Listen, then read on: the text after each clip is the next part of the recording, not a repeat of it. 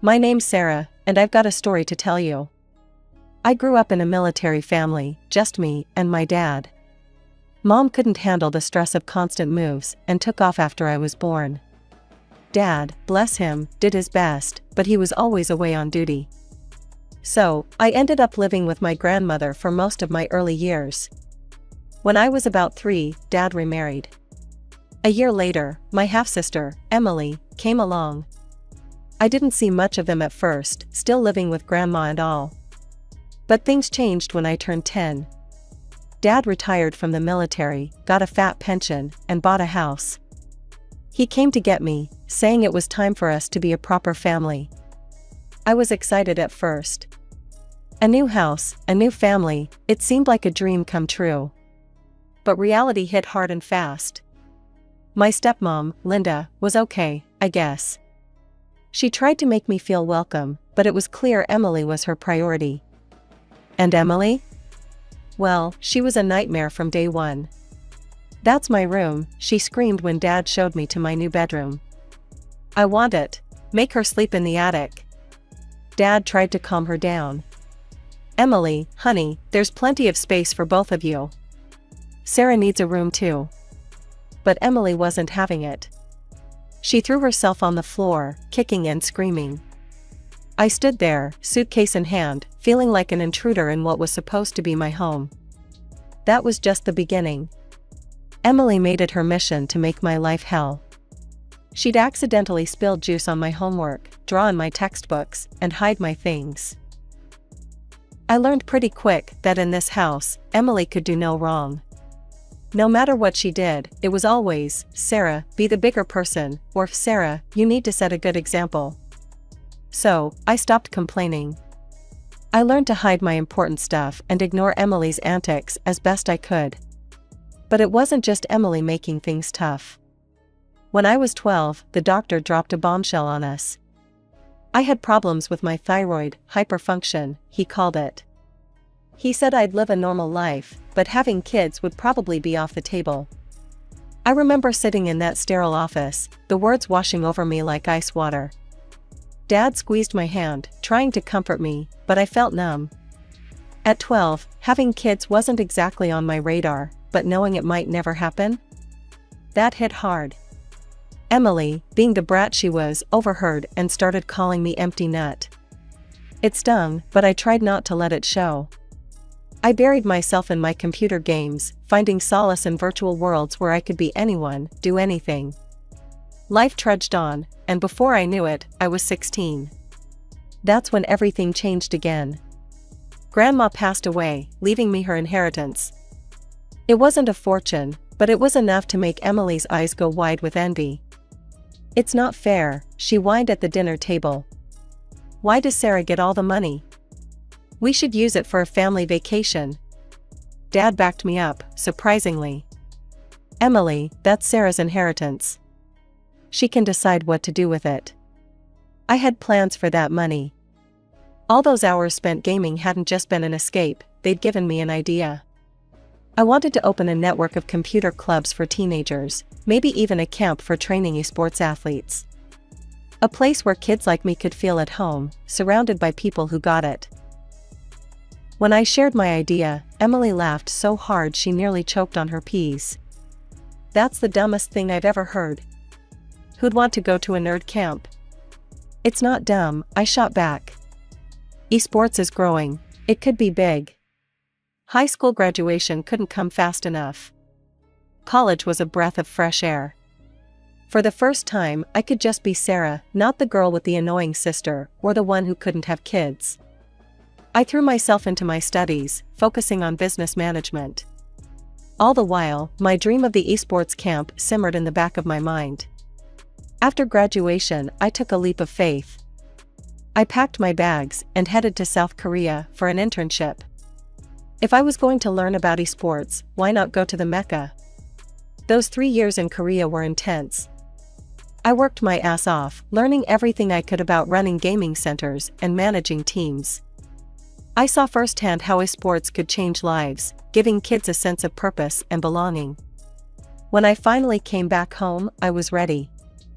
I used grandma's money to rent a small space and turned it into my first computer club.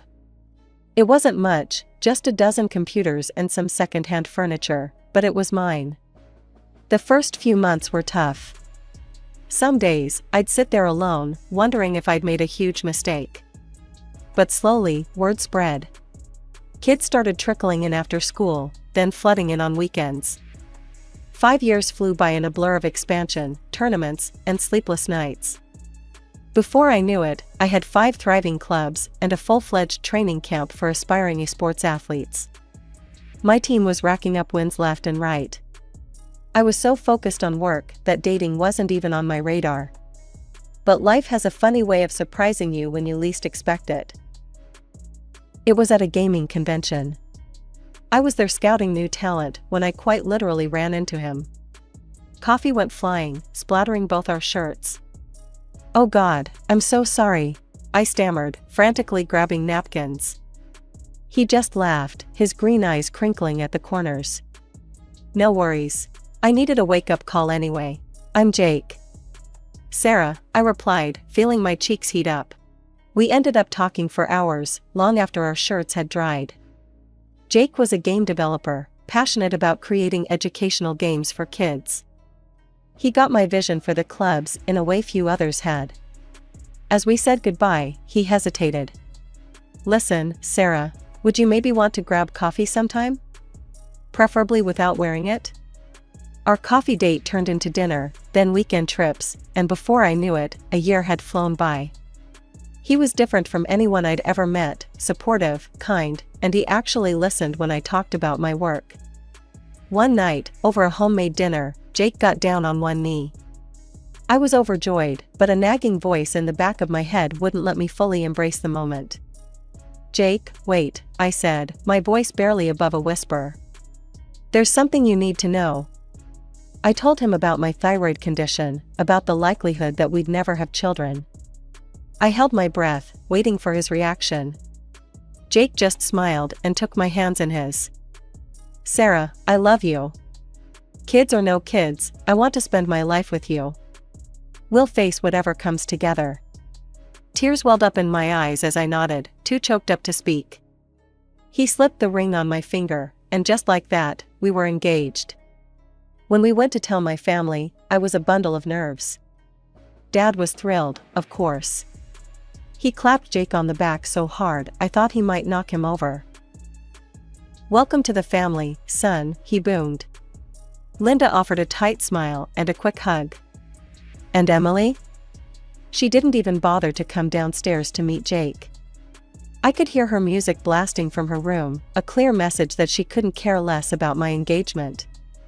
The wedding ceremony was perfect, simple, heartfelt, surrounded by our closest friends and colleagues. As we exchanged vows, I felt like my heart might burst with happiness. At the reception, I scanned the room, a small part of me still hoping to see Emily.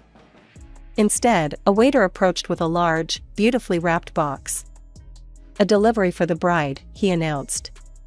The sender said to open it in front of everyone. My heart skipped a beat. Could this be Emily's way of making amends? Hopeful, I tore into the wrapping paper. But as I lifted the lid, my blood ran cold. Inside were baby clothes, tiny onesies, booties, and bibs. The room fell silent. I could feel everyone's eyes on me, could almost hear the whispers starting. Jake was at my side in an instant, his arm around my waist. "What's wrong?" he asked, concern etched on his face. I couldn't speak. Tears stung my eyes as the realization hit me, this wasn't an olive branch. It was a deliberate, cruel reminder of what I couldn't have. Jake took one look in the box and understood. His jaw clenched, but his voice was gentle when he spoke to our guests. "Looks like someone jumped the gun on baby gifts," he said with a forced laugh. "How about we get back to the dancing?" As I danced with Jake, laughed with our friends, a small part of me couldn't help but wonder, would I ever truly be free of my sister's shadow? The years after the wedding flew by in a whirlwind of work and ambition. I threw myself into expanding my business, driven by a mix of passion and, if I'm honest, the need to prove myself. Those computer clubs I dreamed of? they were thriving. But the real jewel in my crown was the esports training camp. I spent more and more time at the camp, coaching and mentoring. It was incredible to watch these kids grow, not just in their gaming skills, but in confidence and teamwork too. But while my professional life was soaring, my personal life was complicated. Every visit to my parents' house felt like walking into a minefield. Emily's hostility hadn't lessened over the years, if anything, it had intensified. She'd make snide comments about how I'd stolen Grandma's money, how I was getting rich off her inheritance. Must be nice, she'd sneer, living it up while the rest of us struggle. I tried to brush it off, but her words stung. Emily, I worked hard for everything I have, I'd say, trying to keep my voice level. Grandma's money just gave me a start. But she'd just roll her eyes and mutter something about how I always got everything handed to me. Dad and Linda would try to intervene, to smooth things over, but it was useless. The rift between us just kept growing. I started avoiding family gatherings when I could. It was easier to make excuses about work than to deal with Emily's constant jabs. Jake was my rock through it all, always ready with a hug and a reminder that I didn't need to prove anything to anyone. "You're amazing," he'd tell me, his eyes full of love. "Don't let anyone make you doubt that." But there was one doubt that kept creeping in, no matter how hard I tried to ignore it. Kids. We'd been trying for a while now, hoping against hope that the doctors had been wrong. Each month brought a new wave of disappointment. I remember sitting on the bathroom floor one night, staring at yet another negative pregnancy test. Jake found me there, silent tears streaming down my face. "Hey," he said softly, sliding down to sit beside me. "It's okay. We knew this might happen, remember?" I nodded, unable to speak. He pulled me into his arms, and I let myself break down. "I just wanted to prove them wrong," I sobbed. "To show that I could have it all, the career, the family." Jake stroked my hair gently. "Sarah, listen to me. You are not defined by whether or not you can have kids. You're changing lives every day with your work. You're building a legacy that goes beyond biology." His words helped, but the ache remained. We talked about other options, adoption, surrogacy, but for now, we decided to focus on our life together and my growing business. 10 years. It hardly seemed possible that a decade had passed since I opened my first computer club. As the anniversary approached, I decided it was time for a celebration, not just of my success, but of all the kids whose lives had been touched by our programs. I spared no expense for the party. The main hall of our flagship camp was transformed into a glittering wonderland of tech-themed decorations. Gaming stations were set up alongside a lavish buffet, blending the world of esports with classic party elements. The guests started arriving, current and former students, parents, industry colleagues, even a few local celebrities who'd taken an interest in our work. I plastered on my best hostess smile, greeting everyone warmly. Then I saw Emily. My heart dropped to my stomach. What was she doing here? I certainly hadn't invited her. She was arm in arm with a guy I didn't recognize, probably her latest boyfriend. To my surprise, she seemed subdued. No snide remarks, no eye rolling. Just a quiet congratulations as she passed by. I let out a breath I didn't know I'd been holding. Maybe, just maybe, we could get through this evening without incident. The party was in full swing. Kids were showing their parents their favorite games, business contacts were being made over hors d'oeuvres, and the general buzz of excitement filled the air. I was just starting to relax when I saw Emily making her way to the stage. My blood ran cold. What was she doing? Before I could react, she had grabbed the microphone. "Excuse me, everyone. I have something to say." The room fell silent. All eyes turned to Emily. "I know we're here to celebrate my sister's success," she began, her voice sickly sweet. "But I think it's important that you all know the truth." I felt rooted to the spot, unable to move or speak. "Parents, do you really want your children spending time in a place run by someone who can't possibly understand their needs?" Emily's eyes found mine in the crowd, a cruel glint in them. My sister can't have children of her own. How can a childless woman truly know what's best for your kids? Gasps and murmurs rippled through the crowd. I felt like I'd been punched in the gut. Emily wasn't done. I, on the other hand, am pregnant. She paused, letting that sink in. And I'm opening my own esports camp. One run by someone who actually understands children, who will experience the joys and challenges of parenthood firsthand. I stood there, shell-shocked, as Emily's words hung in the air. The room felt like it was closing in on me. Years of buried pain about my infertility came rushing back, threatening to overwhelm me. I couldn't breathe, couldn't think. Thank God for Jake. He was at my side in an instant, his arm around my waist, steadying me. Let's get some air, he murmured, but I shook my head.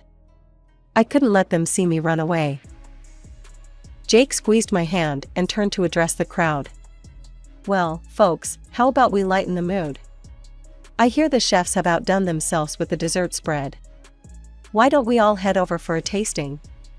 As the murmuring crowd moved towards the buffet, I slipped away to a quiet corner. My hand shook as I pulled out my phone, seeing notification after notification popping up. Our live stream. I'd completely forgotten about it in the chaos. Comments were flooding in. Some were supportive. What that woman did was disgusting. Sarah, you're an inspiration. Having kids doesn't make you a good mentor. Sarah's track record speaks for itself. But others were brutal. How can she run a camp for kids when she can't even have her own? I wouldn't want my child around someone so unnatural. The rest of the evening passed in a blur. I pasted on a smile and made small talk when necessary, but inside, I was crumbling. Jake handled most of it, smoothly covering for me when I fell silent or lost track of conversations. Just when I thought the night couldn't get any worse, chaos erupted near the exit. There was a scream, then a thud. I rushed over to see what had happened. My heart stopped. Emily was sprawled at the bottom of the stairs, clutching her stomach, her face contorted in pain. Her boyfriend was kneeling beside her, panic written all over his face. Someone call an ambulance, he shouted. As he helped Emily to her feet, her eyes locked onto mine. The hatred I saw there chilled me to the bone. You, she shrieked, pointing a shaking finger at me. You did this. You pushed me. I recoiled, shocked. What? No, I didn't, I wasn't even near. But Emily wasn't listening. As her boyfriend started to lead her out, she kept screaming. You're jealous of my baby. You couldn't stand that I can have what you can't. Her words cut deep, reopening wounds I thought had long since healed. I stood there, frozen, as they disappeared through the doors. The remaining guests were staring, some with suspicion, others with pity. I felt exposed, raw, like my deepest insecurities had been laid bare for all to see. The morning after the party, I was nursing a cup of coffee, trying to make sense of the previous night's chaos, when there was a knock at the door. Jake answered it, and I heard low, serious voices. My stomach dropped. Sarah? Jake called, his voice tight. There's a police officer here to see you. I walked to the door on shaky legs. The officer, a stern-faced woman, introduced herself as Detective Martinez. Mrs. Thompson, I'm here about the incident involving your sister last night, she said. She's filed a complaint against you. She's lost the baby, and is accusing you of pushing her down the stairs. Jake stepped in, his lawyer instincts kicking in. We have a full recording of the event. It was being live-streamed. We spent the next few hours going over everything with Detective Martinez. I provided the live-stream footage, the guest list, statements from staff and guests. By the end, I was exhausted but hopeful. Surely, with all this evidence, they'd see I was innocent. A few days later, Detective Martinez called. Mrs. Thompson, we've concluded our investigation, she said. You've been cleared of all suspicion. Relief washed over me, but it was short-lived. We've identified the actual perpetrator, she continued. It was your sister's boyfriend, Mark Stevens. We have clear video evidence of him pushing her. I felt sick. But, why? He confessed during questioning, Detective Martinez explained. Apparently, he didn't want to marry your sister or have a child with her. He claimed she was forcing him into marriage by threatening to create a scandal. Your sister has been informed of the findings. I thanked her and hung up, feeling numb. It was over. I was cleared. But why didn't I feel relieved? The answer came in the form of a vitriolic voicemail from Emily later that day. "This is all your fault," her voice screeched through the speaker. "If you hadn't upset me so much at that stupid party, Mark wouldn't have felt pressured to do this. You're the reason I lost my baby." I listened, dumbfounded, as she ranted on, spinning increasingly illogical reasons why I was to blame. According to Emily, I had somehow manipulated Mark into pushing her. I had created such a stressful environment that it drove him to it. On and on she went, each accusation more outlandish than the last. The fallout from Emily's accusations didn't stop with her voicemail. A few days later, I got a call from Dad. His voice was heavy, tired. "Sarah, honey," he said, "I don't know how to tell you this, but Linda's taken Emily's side in all this." I closed my eyes, feeling a fresh wave of pain wash over me. "What do you mean, Dad?" He sighed deeply. She says you're not welcome in the house anymore. That you've caused enough trouble." The words hit me like a physical blow. I'd never been close to Linda, but to be outright banned from my childhood home? It hurt more than I expected. "I'm so sorry, sweet pea," Dad continued, his voice cracking. "I want you to know, I don't agree with any of this. I know you're innocent. I've tried talking to them, but..." "It's okay, Dad," I said, even though it wasn't. "You don't have to choose sides." But apparently, he already had. Over the next few weeks, I heard from him regularly. He and Linda were fighting constantly. She couldn't understand why he wouldn't condemn me, why he insisted on maintaining a relationship with his troublemaker daughter. It all came to a head about a month after the party incident. Dad called, sounding more resolved than I'd heard him in years. "I'm divorcing Linda," he said without preamble. "I can't do this anymore, Sarah. I won't choose between my daughters, and I won't live with someone who asks me to." I felt a mix of guilt and relief. "Dad, you don't have to do this. I don't want to break up your marriage." "You're not," he assured me. "This has been coming for a long time." Emily's accusations were just the last straw. After we hung up, I sat for a long time, thinking about everything that had happened. The constant drama, the accusations, the family strife, it all seemed so pointless, so destructive. And for what? I made a decision then. I called Dad back. "Dad," I said, my voice steady, "I've been thinking. I don't want to have any contact with Emily anymore. Or Linda. I can't keep doing this." There was a long pause. Then, "I understand, honey. I really do. You have to take care of yourself." His support gave me the courage to take the next step. The following day, I contacted a lawyer and filed for a restraining order against Emily. It felt extreme, but after everything that had happened, I knew it was necessary. To my relief, the judge granted the order. Emily couldn't come near me, my home, or my businesses. For the first time in months, I felt like I could breathe. Afterwards, as Jake and I sat on our porch watching the sunset, I felt a sense of peace settling over me. "I should have done this years ago," I said softly. "Set boundaries, I mean. Maybe things wouldn't have gotten so out of hand." Jake squeezed my hand. "You can't change the past. But you're taking control of your future, that's what matters." I nodded, leaning into him. "You know, I've been thinking, maybe it's time we revisited the idea of adoption. We have so much love to give, Jake. Why not share it with a child who needs it?" As we sat there, planning our future, I felt truly hopeful for the first time in ages. The road ahead wouldn't be easy, dealing with my fractured family, starting the adoption process, but I knew with Jake by my side, I could handle anything. Life had thrown me plenty of curveballs, but I was still standing.